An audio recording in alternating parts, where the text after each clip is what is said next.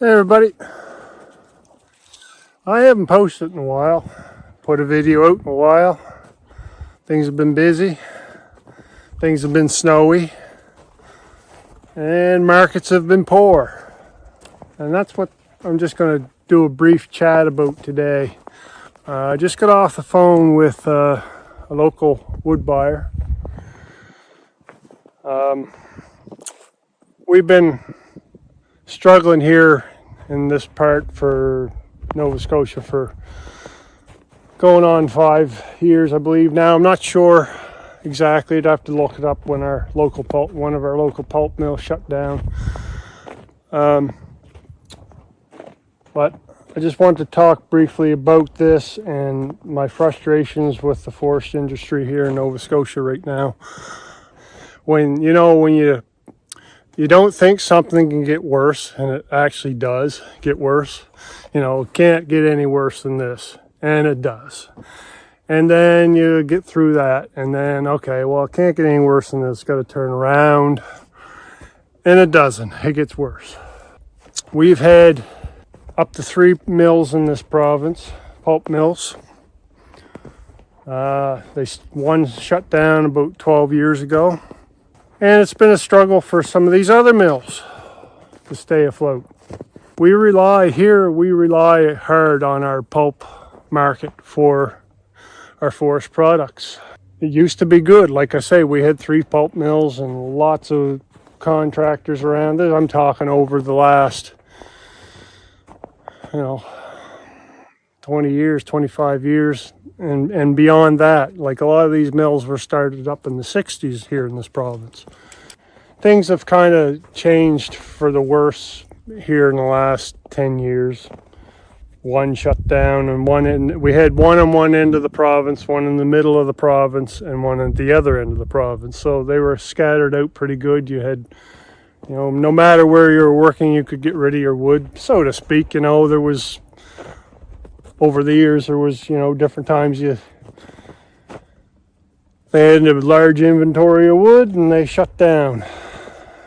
Taking wood, stopped taking wood for short periods. And this is where we're at right now. 5 years ago, our government decided to shut down another pulp mill because of environmental issues. But I don't even want to really talk about it because I don't know enough of the details to post this on YouTube, so I'm not going to do it. That was a craft paper mill. Cardboard, paper bags, the thousands and thousands of parcels that are delivered to your doorsteps every day is from craft pulp. I guess what I'm getting at is our province decided to shut down a mill where there was so much market for this pulp product, craft pulp. Now here we are with nothing to do with our pulpwood. We have one pulp mill left in the province that's quite a ways from here. Of course, where they're the only one left, they've got all kinds of wood, so they're not paying much for it where they don't want it. We have another local market where it's a pellet mill. Because of very little places for our wood now, contractors that was our only avenue to get rid of wood. So that's where it went. And they got a yard full of wood.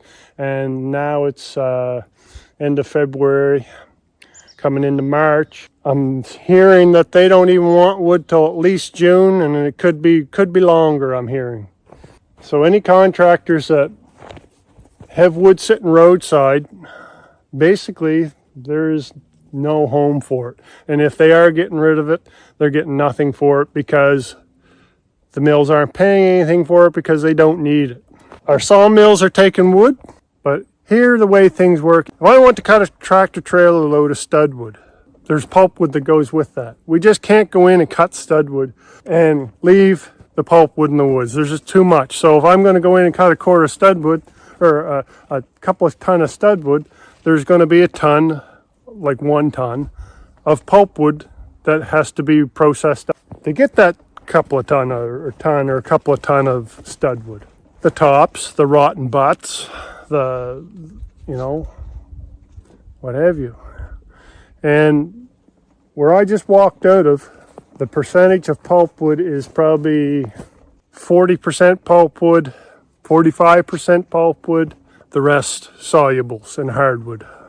So my predicament, my frustration level, and what to do. We had a hurricane over a year ago, Fiona, that blew down a lot of our woods. There's still a lot of wood that needs cleaned up, and there's no market for it. What do I do? What do we do? I still have wood here that needs cut and cleaned up from Fiona. My options are hire a contractor to come in and cut it, and he's going to sit on the pulpwood. I'm going to sit on the pulpwood. Hopefully it'll go June, July. It'll sit all that time and dry out. We get paid by the ton, so it dries out. We get less money for it, where there is little money to be made off it from the get-go. The studwood, the logs, the firewood will go. The hardwood will go. Of course, I need firewood for this summer. That's not a problem. But this pulpwood is a problem. As of now, it looks bad, and it's frustrating. We have wood that needs cut, has to be cut because it's blew down. It's going to, by this summer, if I don't cut it this summer, anything is down, it might as well be left in the woods and rot in the ground. So that tree grew 60, 70 years for it to rot in the ground and get nothing out of it. Right now, I can at least salvage saw logs and studwood out of the good trees that are down, the spruce and what have you. Fir that's, the balsam fir that's good, it can go. But what's going to happen? I know what's happened in the past when we couldn't get rid of our pulp products. I think you're going to see a lot of contractors go home, park the gear, probably till June, July. That means sawmills aren't going to get any studwood logs that they need. Because the lumber industry is still good. They can sell lumber, and they're going to need it. They've got markets they have to sell to. So that's that. Here we have wood down everywhere, and no market for 40% of it, 45% of it. Way back in there, it's all down, scattered, where I just came out of. There, you can't tell, there's wood standing there, but there's also wood down all through it. Over here on the other side of my truck, same thing. What's not down what's not down needs cut, because it's, I don't know, look, right there, that's a dead top. That's dying. That little wood, that little fir in there, it's all dying. And when you're cutting wood like that, like I said, you're going to pile up pulpwood. So do I decide to wait till June, July, leave the wood that's down, it's going to rot in the ground, leave it that's down, and hopefully the trees that are standing, I'll get something out of them if the markets turn around? Or do I go in and cut it all, pile the pulpwood roadside, hopefully get rid of it someday, and get rid of my solubles and all that, hardwood.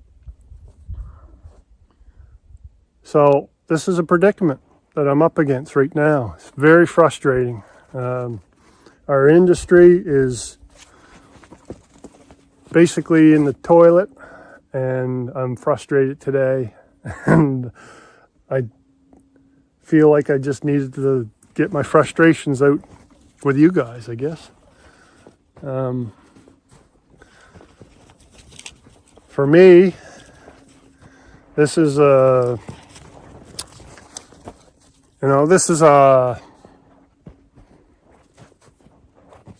little better than a hobby, I guess you'd call it. Who has one of these sitting?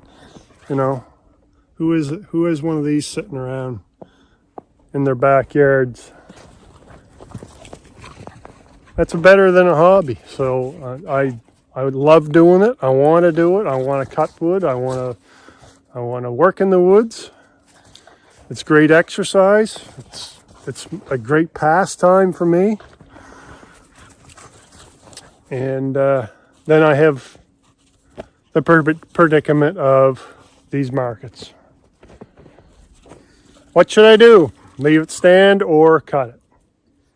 And hope I can get rid of it. Yeah, that's it. Bit of maybe a downer video. I don't know what you want to call it, a downer video, a downer. It's just frustrating. And I know for me, where I'm just doing it, you know, like I say, a little better than a hobby.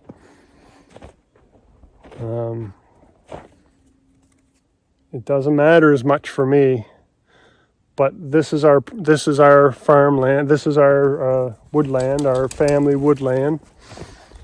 And you don't grow trees for them to blow down and rot to the ground. You grow trees to cut them and sell them as a product. And that's what's going on right now. We got trees down that need cleaned up, as I said. So, leave in the comments below. Should I cut it or should I leave it? Should I hope the market's going to turn around and sell it when I can sell it? And when I do sell it, not get much for it. The pulpwood part anyway. The sawmills want wood, so I'll sell that. I can sell that, as I said. Yeah, that's today. But on the brighter note, we're going to get some rain today. It's going to rain a lot. And hopefully this white stuff is going to be gone, or a lot of it. I just hope it doesn't flood all the lowlands, because it's going to melt a lot of snow. But it's going to go, and of course we're coming into March, where the weather's going to, it's a 50-50. Is it going to stay cold for March, or is it going to come warm and stay warm? With that, roads close. You can't haul your wood products anyway. Everything turns to muck. So it's just kind of I'm in a predicament, and I don't know what to do. And leave in the comments below, what would you do? What would you do if this were your woodland? What would you do if this were the markets you were faced with? But on the other hand, still a nice day. And although I'm frustrated today, it's not the end of the world. We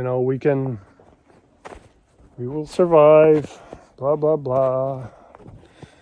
But how many more hits can the contractors that are doing it for a living, how many more hits can they take? In this province, there is no more new gear being bought, very little, because of the way the industry is, because we can't get rid of our pulp products. So I feel bad for those guys that are still in it, relying on that for a paycheck, a living. Me, it's like I say, it's just a little more than a hobby. But I do it for enjoyment, not because I need to do it, I guess is what I'm trying to say. So leave in the comments below, what do you think? Should I leave it stand or should I cut it? And hope for greener pastures. That's it for today, guys. I just got almost taken out by two dogs. Look, almost took me out. Millie and Porter, two log dogs. Although they're just snow dogs today. Anyway, closing out. Have a good day, everybody. This is Friday here. Have a good weekend. Everybody be safe. And don't forget to like and subscribe. That's the important thing. Push those buttons. I'm coming with better videos. Trust me, I'm coming. See ya.